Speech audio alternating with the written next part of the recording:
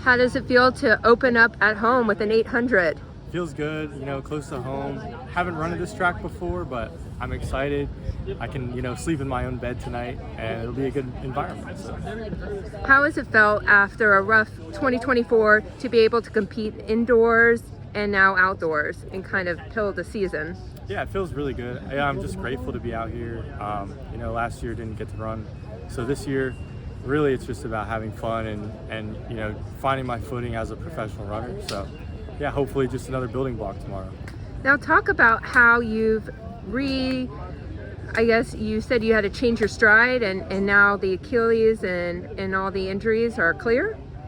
Yeah, so more or less I had to, work on my biomechanics, and that's something my coach would probably be able to explain a lot more thoroughly than me. But yeah, essentially, there were a lot of biomechanical things going wrong with me, let's just say, and things I had to work on, and that was really causing my injury. And so yeah, just working through that and teaching my body how to move correctly again was something that took a long time to do, but it was just something I had to be patient with, and here I am. So it was worth it in the end.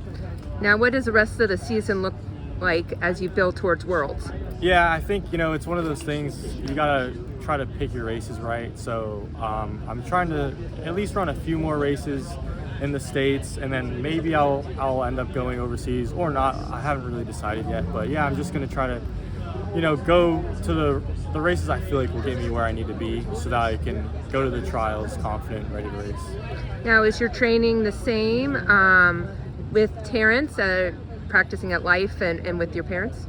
My training isn't that much different than what I did last year.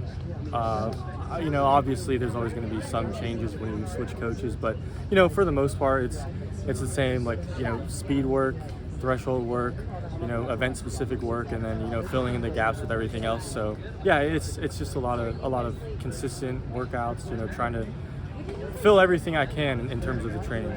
Now the way the 800 turned out last year, how do you feel like you can compete with the guys that are coming close to world records?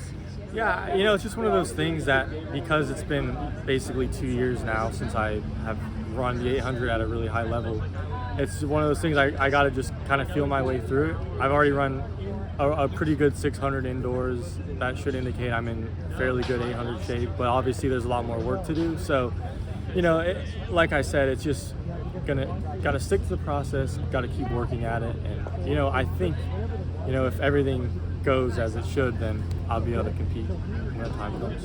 Awesome.